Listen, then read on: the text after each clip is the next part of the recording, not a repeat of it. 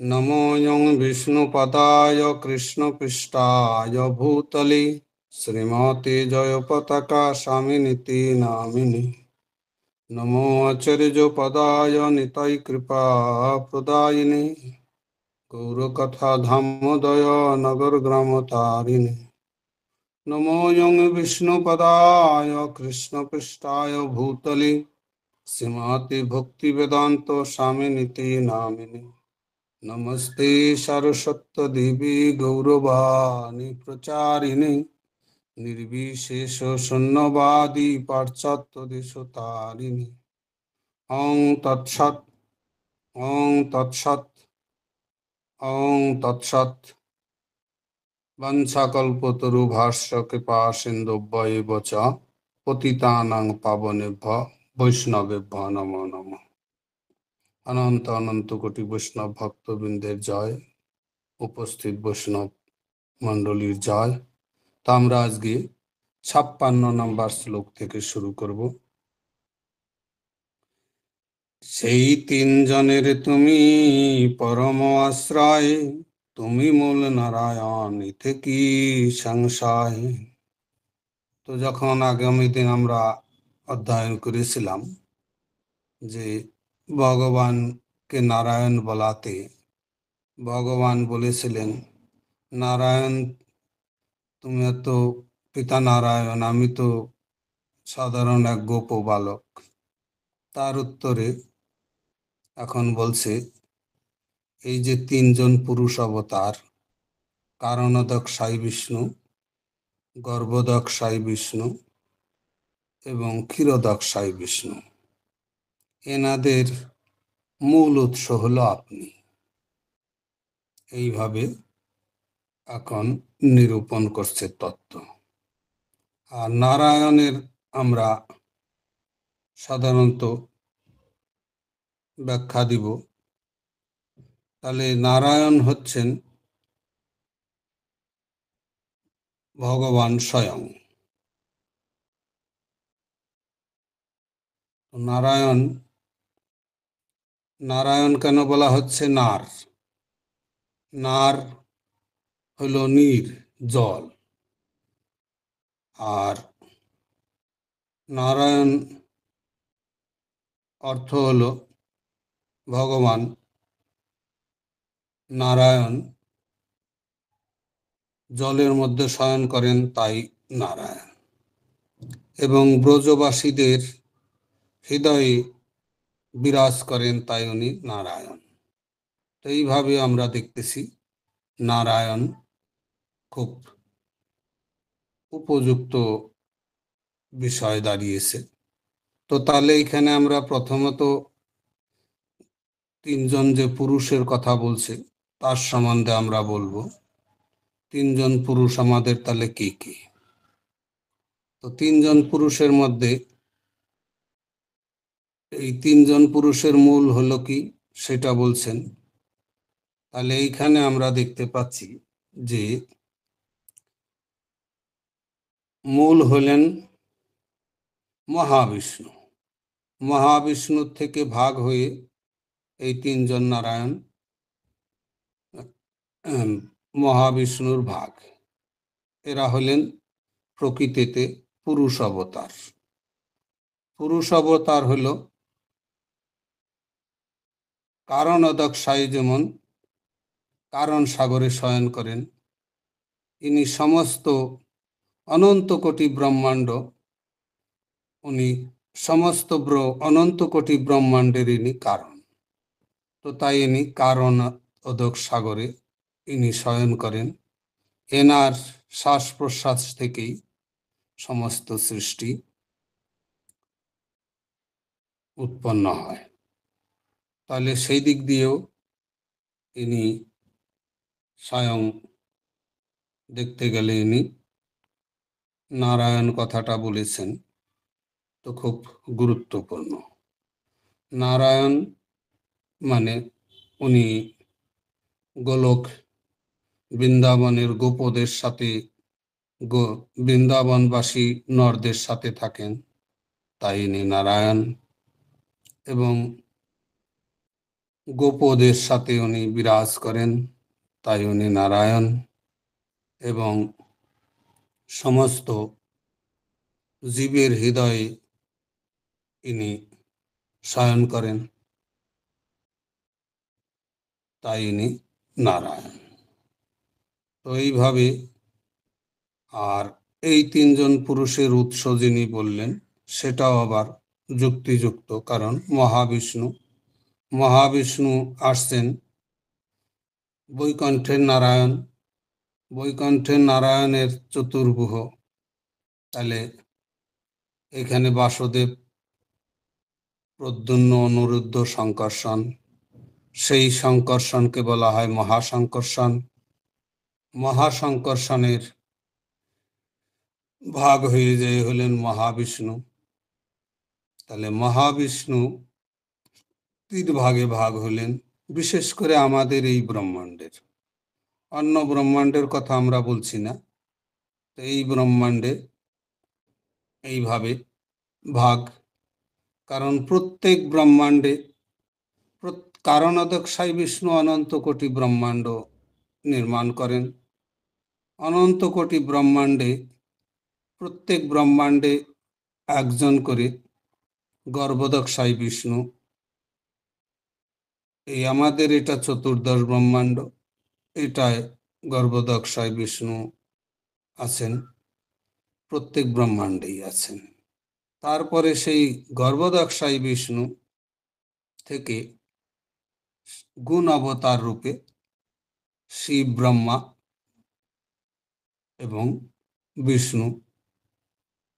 তো শিব হলেন তমগুণের, ব্রহ্মা রজগুণের, আর এইখানে ক্ষীরোদক-সাই বিষ্ণু হলেন সেই সত্যগুণকে দেখাশোনা করেন। তাহলে এইখানে আমরা দেখছি যে এই তিনজনের কথা বলছে। তো এইভাবে তাহলে প্রথম, দ্বিতীয়, তৃতীয় পুরুষ অবতার হলেন তাহলে ক্ষীরোদক-সাই বিষ্ণু। তো এর প্রকাশ হয় অনিরুদ্ধ থেকে, তো প্রদ্যুম্ন থেকে এই গর্ভোদক-সাই বিষ্ণু, এইভাবে অনেক ভাগ আছে। কারণ এখানে সাধারণত আমাদের মনের নিয়ন্তা হলেন অনিরুদ্ধ, আর বুদ্ধির নিয়ন্তা হলেন প্রদ্যুম্ন। এইভাবে সবকিছুর নিয়ন্তা আছে, আর 3টা গুণের নিয়ন্তা হলেন এরা। তারপরে আমরা দেখছি কি বলছে 57 নম্বর শ্লোক। সেই তিনের অংশী পরম নারায়ণ, দেহ তোমার বিলাস তুমি মূল নারায়ণ। তাহলে এখানে বলছেন এই 3 পুরুষ অবতারের উৎস হচ্ছে চিদাকাশে নিত্য বিরাজমান নারায়ণ, যিনি হচ্ছেন তোমার বিলাস বিগ্রহ। তাই তুমি হলো মূল নারায়ণ। এখানে মূল নারায়ণ বলছে, অর্থাৎ এইখানে পরবর্তী শ্লোকে আমরা দেখতে পাবো তার অতএব ব্রহ্মবাক্যে পরম নারায়ণ, দেহ কৃষ্ণের বিলাসে তত্ত্ব বিবরণ। তাহলে এখানে সুতরাং এখানে বলছে ব্রহ্মার বিচার অনুসারে চিদাকাশে নিত্য অধিষ্ঠিত নারায়ণ হচ্ছেন পরমেশ্বর ভগবান শ্রীকৃষ্ণের বিলাস বিগ্রহ। এই বিষয়ে স্পষ্টভাবে প্রতিপাদিত হয়েছে। তাহলে আমরা সেটাও দেখব। ভগবান শ্রীকৃষ্ণ, তার দ্বিতীয় বুহ হল বলরাম। বলরাম 4 ভাগে ভাগ হয়েছে। সেটা হলো বাসুদেব, প্রদ্যুম্ন, অনিরুদ্ধ, সংকর্ষণ। সেই সংকর্ষণ এর ভাগ হয়ে বৈকুণ্ঠের, অনন্ত কোটি বৈকুণ্ঠের নারায়ণ। অনন্ত কোটি বৈকুণ্ঠেই নারায়ণ আছে।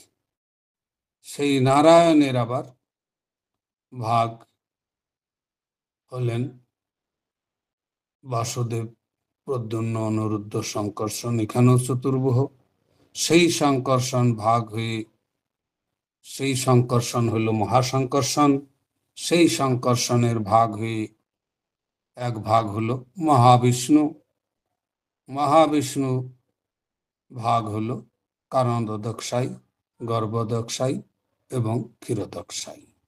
তো এইটা এখানে সেই তত্ত্ব নিরূপণ করতেছে, প্রতিপাদিত হয়েছে।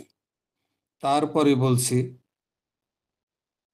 59 শ্লোক। এই শ্লোকে তত্ত্ব লক্ষণ ভাগবত সার, পরিভাষা রূপে হার সর্বত্রাধিকার। তাহলে এই শ্লোকে আবার বলছি যে সত্য নিরূপিত হয়েছে তা শ্রীমদ্ ভাগবতের চূড়ান্ত বিচার। এই বিচার শাস্ত্রীয় পরিভাষা রূপে সর্বত্র ব্যবহার করা হয়। তাহলে এইখানে তত্ত্বটা আমরা জানব যে প্রতিটা মানুষই আমরা এই জড়জগতে, গর্ভোদকশায়ী বিষ্ণু হলেন সমস্ত ব্রহ্মাণ্ডের মালিক, ব্রহ্মাণ্ডের পরমাত্মা। আর ব্রহ্মাণ্ডেরই আর এক ভাগে উনি এই গর্ভোদকশায়ী বিষ্ণু, ক্ষীরোদকশায়ী বিষ্ণু রূপে উনি সবাই জীবের উপর উনি পরমাত্মা রূপে বিরাজ করেন। তাহলে পরমাত্মা কেমনি বিচার ভাবে বিরাজ করেন সেটা আমরা দেখব। প্রতিটা শরীর হইল, এইখানে ভগবান ভগবদ গীতায় বলেছে, ক্ষেত্র ক্ষেত্রজ্ঞপি মাং বিদ্ধি সর্বক্ষেত্রেষু ভারত। তাহলে ভগবান বলছেন, ক্ষেত্রজ্ঞ হলেন ভগবান শ্রীকৃষ্ণ, ভগবান শ্রীকৃষ্ণ হলেন ক্ষেত্রজ্ঞ। আর তাহলে আমরা জীব, একেও তো ক্ষেত্রজ্ঞ বলছে। পুরুষ জীবকেও বলছে পুরুষ, পুরাণ, পুরুষ ও পুরাণ। তাহলে পুরাণ কথাটাও বলছে, আবার জীবকে বলছে নবদ্বারে পুরীদেহি নৈব কর্মণ্য কারায়ণ ন কর্তৃত্বং ন কর্মণি সৃজতি প্রভু, একেও প্রভু বলছে। তো এবং অয়ম পুরাণ, এটাও বলছে ভগবান ভগবদ গীতায়।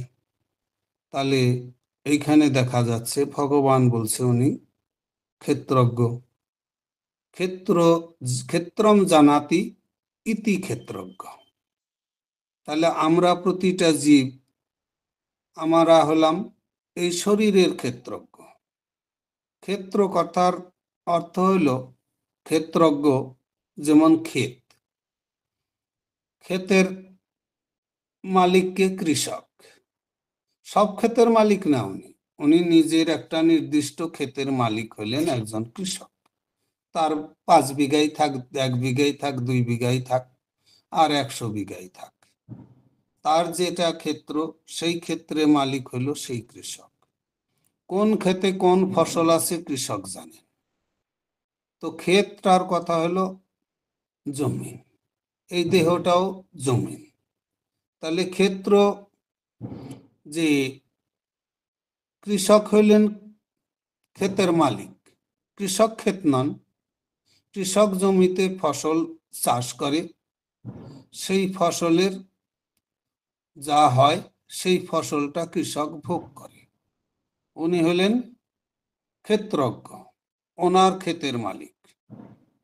তো এইভাবে তাহলে দেখা যায় যে ওনার ক্ষেতের মালিক হইল একটা কৃষক, হইল উনি ক্ষেতের মালিক, উনি ক্ষেত্র নাম। তেমনি প্রতিটা জীবে হলেন এই দেহের মালিক জীবাত্মা। ইনি এই দেহটাকে চেতনা প্রদান করেন। এই দেহের সবকিছু উনি যদিও অত কিছু জানেন না, তথাপি জানেন। যেমন শরীরের কোনো অংশে যদি সুই দিয়ে খোঁচা দেওয়া হলো, তাহলে উনি জানেন ব্যথা করবেন, সেটা জানেন। তারপরে খিদা লাগলে উনি জানেন। এবং আশেপাশের পরিবেশ, আশেপাশের যে পরিবেশ, ব্যক্তি, অন্যান্য ক্ষেত্র, তা উনি দেখেন, এদিক দিয়ে উনি জানেন। কিন্তু উনি সবকিছু দেহের মধ্যে জানেন না। যেমন দেখা যায় কোনো ব্যক্তি অসুস্থ হয়ে গেল, সে ডাক্তারের কাছে যেই বলে, ডাক্তার বাবু দেখুন তো আমার কি হয়েছে। উনি ওই শরীরে 60 বছর থেকে আছেন, 50 বছর থেকে ওই শরীরে ক্ষেত্রজ্ঞ আছেন। উনি আত্মা, কিন্তু উনি জানেন না শরীরে কি হয়েছে। তো ডাক্তার, উনি বাইরের থেকে, ডাক্তার কিন্তু ভিতরে থাকেন না, ডাক্তার বাইরে থেকে বলে দেয় তোমার এই হয়েছে, কিন্তু উনি ভিতরে আছেন, উনি জানেন। তো ভগবান আবার এইরকম ক্ষেত্রজ্ঞ না। ভগবান প্রতিটার হৃদয়ে আছে এবং অনন্ত কোটি জীবের হৃদয়ের প্রত্যেকের মনোবাসনা জানেন, প্রত্যেকের হৃদয়ে কি চাচ্ছে, কে কি চায় সেটা জানেন, কার কি প্রয়োজন সেটা জানেন। কাজেই উনি সর্বহৃদয়ের সর্বজ্ঞ। ওনার কাছে ওনাকে কেউ বলে দিতে হয় না, উনি সব কিছুই জানেন, প্রত্যেকের হৃদয়ের খবর উনি জানেন। তাই উনি হলেন প্রকৃত ক্ষেত্রজ্ঞ। আর এই জীব আত্মা সামান্যতম জানে, তাই ইনি হলেন অল্পজ্ঞ, কিছু জানেন, সবকিছু জানেন না দেহের সম্বন্ধে। আর ভগবান প্রত্যেক দেহ সম্বন্ধে জানেন এবং প্রতিটা ব্রহ্মাণ্ডের সব সম্বন্ধে জানেন, প্রতিটা ব্রহ্মাণ্ডের কোথায় কি প্রয়োজন সেটা জানেন। কাজেই এইখানে হলেন ভগবান হলেন প্রকৃত ক্ষেত্রজ্ঞ। তাহলে এইখানে আমরা শর্টকাটে বলবো, কারণ সময় কম আছে। তো আরো বিস্তারিত বলতে গেলে এইখানেই 2-4 ঘন্টা চলে যাবে। তো তাই এখানে আমরা দেখছি যে তাহলে ভগবান সর্বজ্ঞাতা, সর্বজ্ঞ। উনি এমন না যে কে কি করছে সেটা যদিও জীবাত্মা মনে করতে পারে যে ভগবান কি করে জানে। ভগবান এমনকি মানুষ যে স্বপ্ন দেখে, স্বপ্ন দেখে জীবাত্মা বড়জোর 2-4 স্বপ্নই মনে রাখতে পারে সারা জীবনের।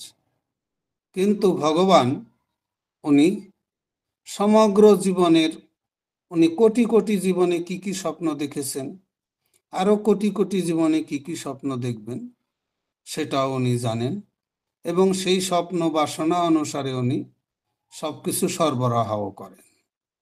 তো তাই ভগবান হলেন সব ক্ষেত্রজ্ঞ। তাহলে এইভাবে আমরা দেখেছি। তাহলে ইনি এইভাবে নারায়ণ, মানে প্রতি জীবের প্রতি নরের হৃদয়ে উনি শয়ন করেন। তাহলে এই জীবাত্মাও শয়ন করেন। জীবাত্মা শয়ন করে ইনি পরবর্তী জীবনের খবরটাও রাখেন না। এই জীবাত্মা মন বুদ্ধির চক্করে পড়ে ইনি সবকিছু হারিয়ে ফেলেন, ইন্দ্রিয়ের চক্করে পড়ে ইনি পরবর্তী জীবন সম্বন্ধেও জানেন না, ন পূর্বম, পূর্বে উনি কি ছিলেন, কোন দেহে ছিলেন সেটাও উনি জানেন না।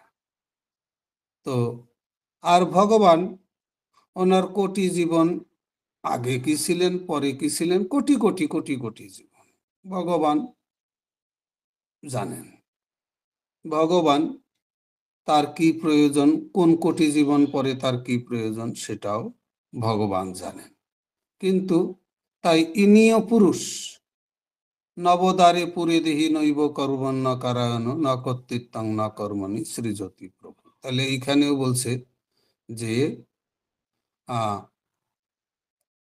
এখানেও আবার পুরুষ কার্যকারণ কর্তৃত্বে হেতু প্রকৃতির উচ্চতে পুরুষ প্রকৃতিস্থ হি ভুংতে প্রকৃতি জান গুণান কারণাঙ্গুণ সংঘর্ষ সৎসজ্জনী জন্মস। তাহলে এখানেও একে পুরুষ বলা হয়েছে ভগবানকে। ভগবান এখানে জীবকেও পুরুষ বলতেছেন, কারণ পুরীতে যিনি শয়ন করেন উনি পুরুষ।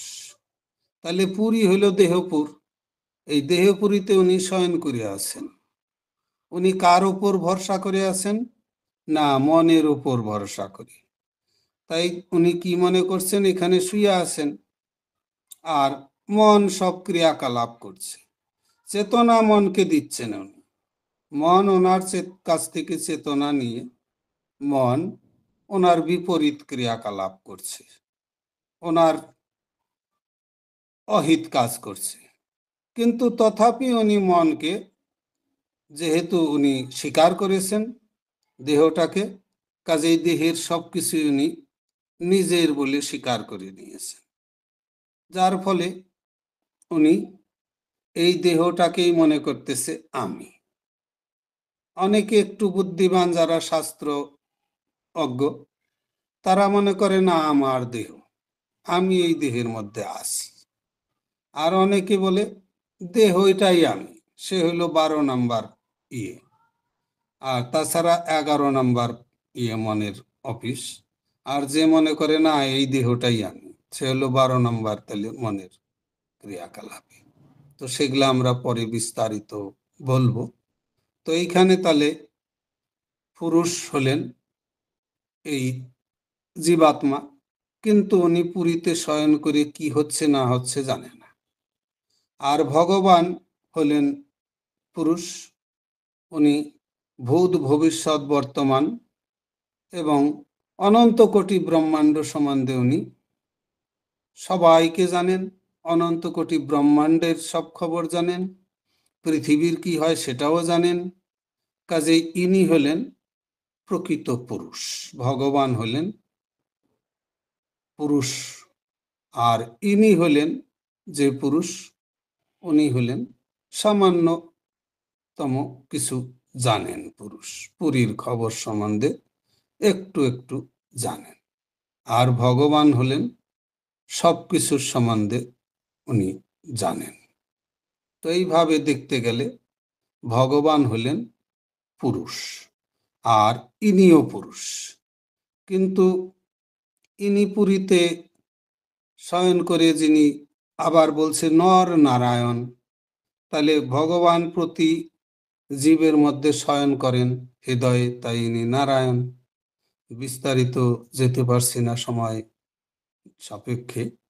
তো তাহলে নরের হৃদয়ে ইনি নারায়ণ, তাহলে নারায়ণ রূপে উনি যে আছেন প্রতিটা জীবের হৃদয়ে উনি শয়ন করেন, তাই উনি নারায়ণ।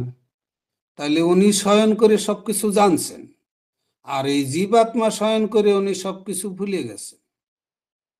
জীবাত্মা এই দেহের মধ্যে শয়ন করে উনি এই দেহটাকে আমি মনে করেছে, আর দেহটা ওনাকে শোয়ার জন্য দিয়েছে। দেহতে উনি শুয়ে থাকার জন্য। কোন শোয়া? মানে এই আমিত্বের ইটা ভুলে যেয়ে উনি ভগবানের নামে থাকবেন। এই জাগতিক জড়জাগতিক সবকিছু উনি ভুলে যেয়ে শুয়ে থাকবেন।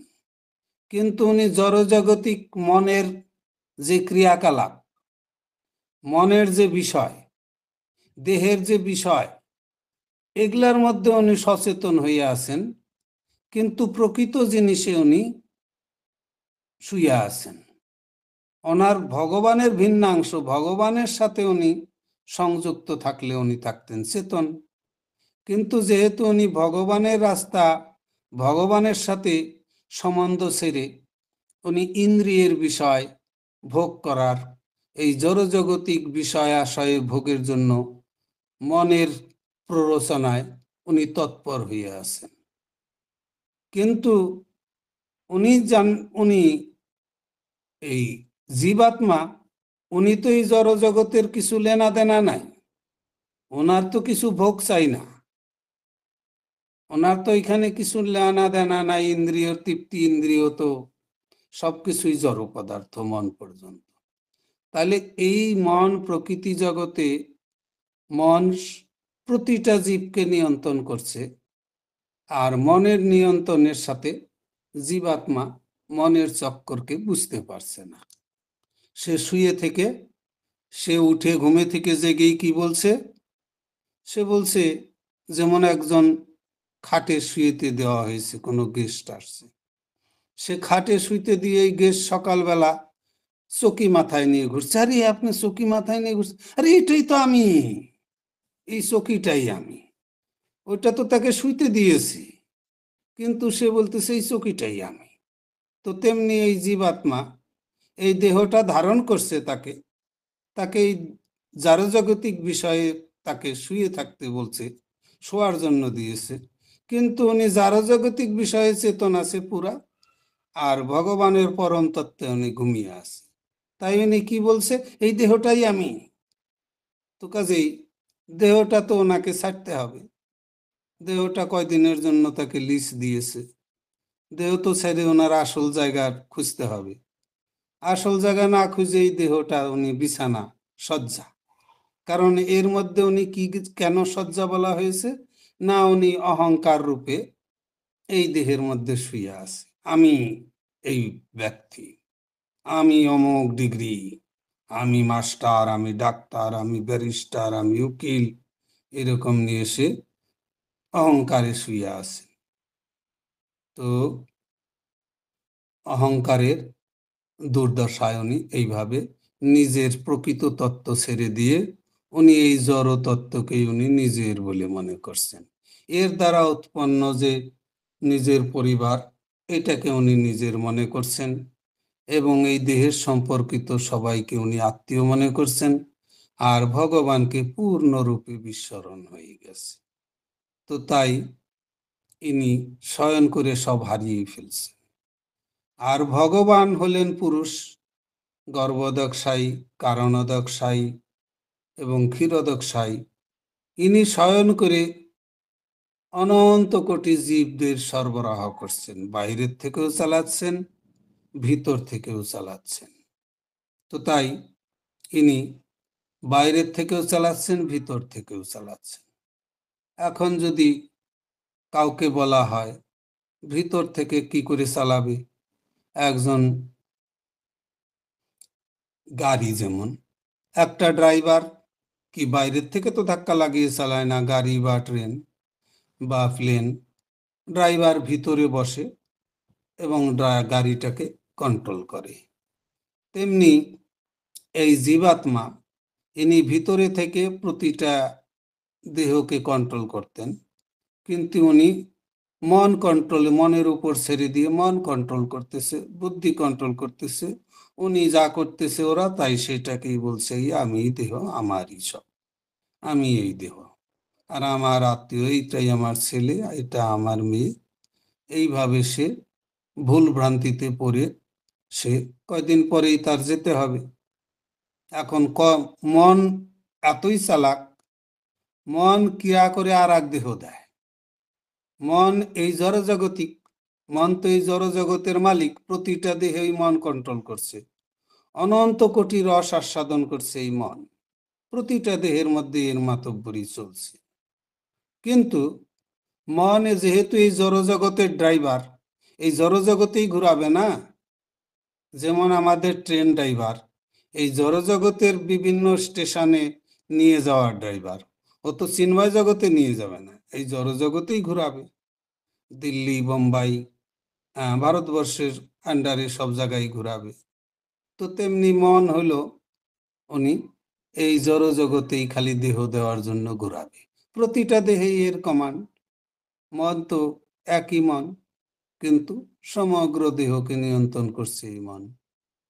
তো কাজেই মন এইভাবে কূটনীতিক চালে পড়ে গেছে এই জীবাত্মা। তো কাজেই ইনি বিস্মরণ, বিপর্যয় অবস্থায় আছেন। ভগবান সেটাও দেখছেন, কার কেমন বিপর্যয়, কতদিন পরে ওর ঘুম ভাঙবে, এটাও ভগবান জানেন। ভগবান চেষ্টা করেন ঘুম ভাঙ্গা, কিন্তু উনি যতক্ষণ পর্যন্ত এই বিষয়ের আশা ছাড়ে না, বিষয়ের আশা নাহি ছাড়ে মন, মন সদা বিষয়েতে ধায়। তো এই বিষয়েতে ধাবিত হতে থাকে। ভগবান তার স্বতন্ত্রতায় কোনো হস্তক্ষেপ করেন না, উনি পরমাত্মা রূপে সব দেখতে থাকেন আর ক্রিয়াকলাপ। তাই বলে ভগবান ভিতরে থাকলেও ভগবান, বাইরেও ভগবান, সর্বত্রই ভগবান, সব সময় ভগবান। যেমন আমরা আমাদের স্বতন্ত্রতা হারিয়ে ফেলি, ভগবত আমাদের মনুষ্যত্ব হারিয়ে ফেলি। ক্রোধ বাবাজি যদি এসে মাথায় চাপলো, তাহলে তার আক্কেলি হারিয়ে গেল, বুদ্ধি টুদ্ধি সব নাশ হয়ে আর একজনকে মেরে ফেলে দিয়ে তারপরে চিন্তা করবে, পিটিয়ে মেরে ফেলে তারপর হায় হায় আমারই ছেলে, আমি মেরে ফেললাম, হসপিটালে নিয়ে কান্না করে। কেন? তার প্রত্যেক উপদ্রবে সে সামলাতে পারে না। তো কাজেই তার সবকিছুতেই উপদ্রবের মধ্যে তার বিভ্রান্ত বিপর্যয় অবস্থা। তো ভগবান এই সব বিষয় মানে সর্বদাই তার পরিলক্ষণ করে। ভগবান ওই রকম কোনো দুরবস্থা, যতই দুরবস্থায় মানুষ থাকেন, সবকিছুর মধ্যে ভগবান থাকতে পারেন। যেমন আমরা কারো হৃদয়ে থাকতে পারবো না, নিজের হৃদয়ে থাকতে পারি না, এত দুঃখ কষ্ট যন্ত্রণায়। আর একজনের হৃদয়ে বাস করতে পারবো? হৃদয়ে বাস করা বড় কঠিন। কিন্তু ভগবান সমস্ত হৃদয়ে বসবাস করছেন, সবার দুঃখ দুর্দশা উনি দেখছেন এবং চিন্তাও দুঃখ দুর্দশা অনুযায়ী সবকিছু সাপ্লাইও দিচ্ছেন। কিন্তু তথাপি সে বিষয়তে সদাধায়। তো এইভাবে আমরা এটা বিস্তারিত যাচ্ছি না, এগুলা ক্লাস আমাদের সারা বছরেও ফুরাবে না, তাহলে পয়েন্ট টু পয়েন্ট করা যাবে। তা আমি এখন আমাদের সময় অনুসারে পরবর্তী শ্লোকে যাচ্ছি। এই শ্লোক তত্ত্ব লক্ষণ ভাগবত সার, পরিভাষা রূপে হার সর্বত্র অধিকার। এটা আমরা বললাম। এখন 60 নম্বর শ্লোক। ব্রহ্ম আত্মা ভগবান কৃষ্ণের বিহার, এই অর্থ না জানি মূর্খ অর্থ করে আর। তাহলে আমরা এই যে ব্রহ্মেতি পরমাত্মেতি ভগবান ইতি শব্দতে ভাগবতমের, এটাও বিশাল বড়। তো বলছে এর মধ্যে ভগবান বিহার করেন। অনেক ব্যক্তি নির্বিশেষবাদী জ্ঞানী যোগী এরা জানে না, এরা তার ভুল অর্থ ব্যাখ্যা দেয়। কারণ ব্রহ্ম হলেন ভগবানের শ্রীপদনখ থেকে জ্যোতি, অনন্ত কোটি ব্রহ্মাণ্ডের উৎস। আর আত্মা হলেন পরমাত্মা রূপে প্রতিটা হৃদয়ে বিরাজমান। তো এটা আত্মার সম্বন্ধে একটু বলা লাগে। একটা হলো ব্যষ্টি চেতনা, আর একটা হলো মানে শুদ্ধ চেতনা, আর একটা হলো সমস্ত সমষ্টিগতের চেতনা। তাহলে শুদ্ধ চেতন আমরা যেটা জীব, এটা হলো খালি নিজের চেতনাটা সম্বন্ধে জানি, দেহ সম্বন্ধে সামান্য একটু চেতনা আমরা জানি। আর শুদ্ধ চেতনা হলেন যিনি সমগ্র হৃদয়ের চেতনা সম্বন্ধে উনি জানেন, কার মনে কি প্রয়োজন, কার মনে কি চায়, সেটা উনি জানেন। তো শুদ্ধ চেতনা হচ্ছেন যিনি মুক্ত পুরুষ, মুক্ত আত্মা, জীবাত্মাই, কিন্তু যিনি মুক্ত, তিনি সবার হৃদয়ের খবর জানেন, নিজের হৃদয়ের খবরও জানেন। আর একটা ব্যষ্টি চেতনা, যেটা ভগবান, উনি সমস্ত জগতের খবর জানেন, চিন্ময় জগতের খবরও জানেন এবং এই জড় জগতের খবরও উনি সম্পূর্ণ জানেন। তাই এনাকে বলছে সমস্ত জগতের চেতনা। তো তাই এইভাবে আমাদের সময় তো শেষের দিকেই, তো আমরা এইভাবে আমরা দেখতে পাই যে চেতনার ভাগ অনুসারেও আবার ভাগ আছে। তো প্রতিটা হৃদয়ে কেমন ভাবে শুদ্ধ চেতনা সবার হৃদয়ের কথা জানেন, তো উনি হলেন সবকিছু জানেন। আর ভগবান মুক্ত আত্মা, সবই ব্যষ্টি চেতনা, সমষ্টিগত যত কিছু চেতনা আছে এবং চিন্ময় জগৎ জড় জগৎ সম্পূর্ণ সম্বন্ধে জ্ঞাতা ভগবান শ্রীকৃষ্ণ। ভগবান শ্রীকৃষ্ণেরই অংশ হলেন পরমাত্মা। তো আমরা এখানেই আজকের বিশ্রাম